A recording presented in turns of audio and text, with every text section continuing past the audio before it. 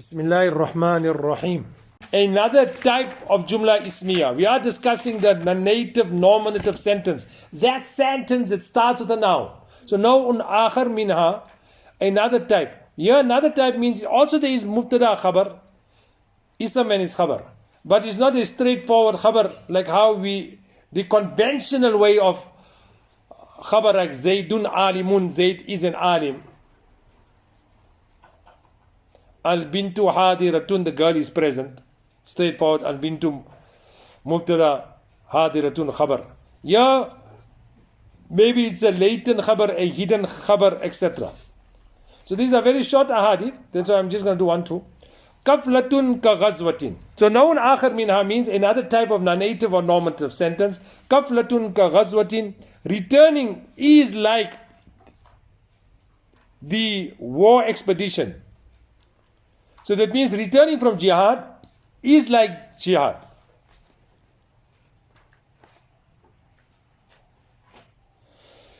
So as far as the Shan-e Wurud is concerned, on the occasion when Nabi Sallallahu Alaihi Wasallam mentioned these words, Nabi Sallallahu Alaihi Wasallam sent a regiment for the purpose of jihad.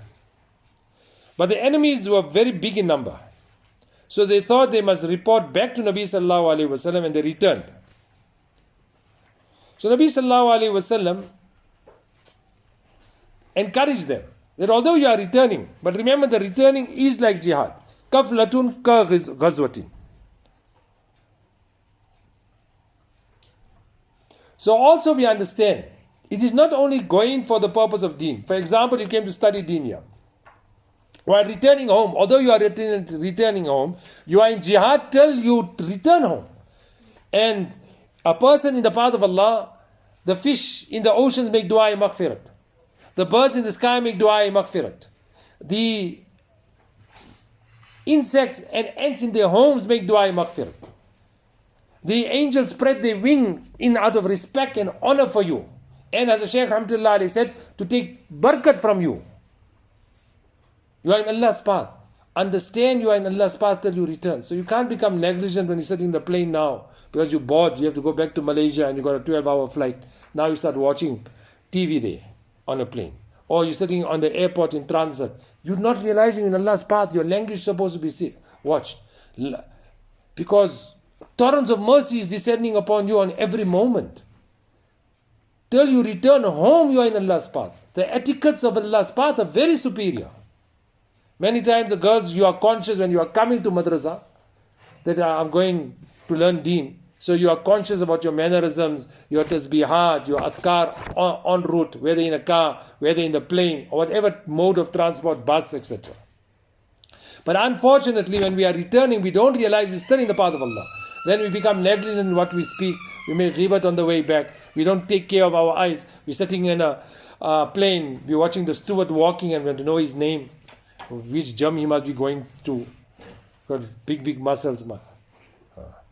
You're supposed to make hifazat. Kul lil mu'mineen, kul lil mu'minat. Say to the believing woman, yaghdudna min absarihin. They should say, guard their eyes. So we are very, very conscious when going in Allah's path, but not realizing that returning is also part of Allah's path. The same etiquettes, the same mannerisms, the same benefits.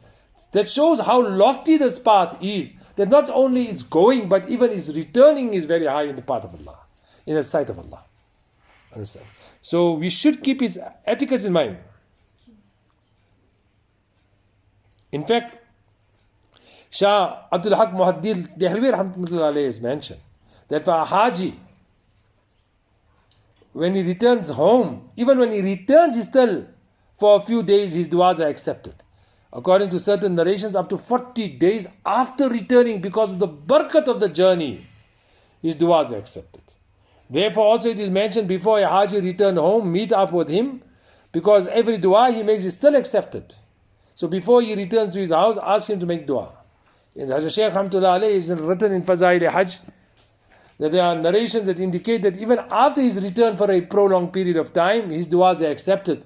So go to a Haji and ask him to make dua for you. That shows how valuable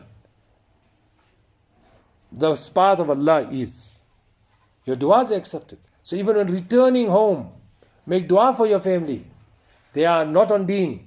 or some of them might be even non-Muslims. Make dua for the hidayah, because this path is a very, very lofty path.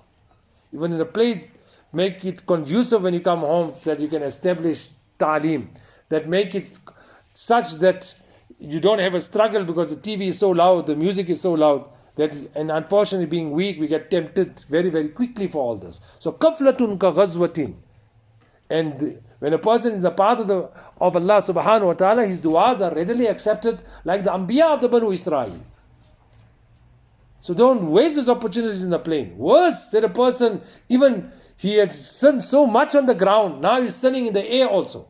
He is so brazen and so brave, as if I have sinned on the earth is not enough, now sinning on the skies. And we don't take this opportunity. For instance, a plane travels at a speed about 940 kilometers per hour. That means in 1 hour you pass 950 kilometers of land.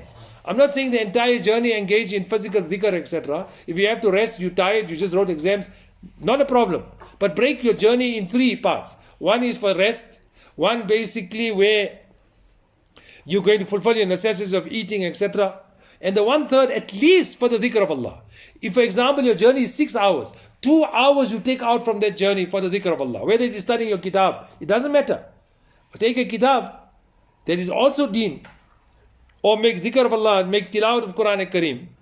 Imagine every land that you pass. You travel into Tanzania, you travel into whichever other country. It is 6 hours journey, 5 hours journey. In that 1 hour, 2 hours, that land will give testimony on the day of Qiyamah that you made dhikr. That land will be proud and boast to other lands that dhikr was made upon it. So in your journey of 2 hours, you will cover at least 1800 kilometers. 1800 kilometers, that is practically 1/3 of Africa, will basically give testimony on the day of Qiyamah for you. So don't waste these opportunities when you're in the path of Allah. Don't be negligent. On the other hand, worse is for the 2 hours you started watching movies, etc. on the plane. 1800 kilometers of land will give testimony that you sinned upon it. Kaflatun ka ghazwatin. And this is the path of Allah. Kaflatun ka ghazwatin. Returning from a journey is like the path of Allah, like actually the ghazwa, the battle. Allah give us tawfiq to make qadr of every moment here.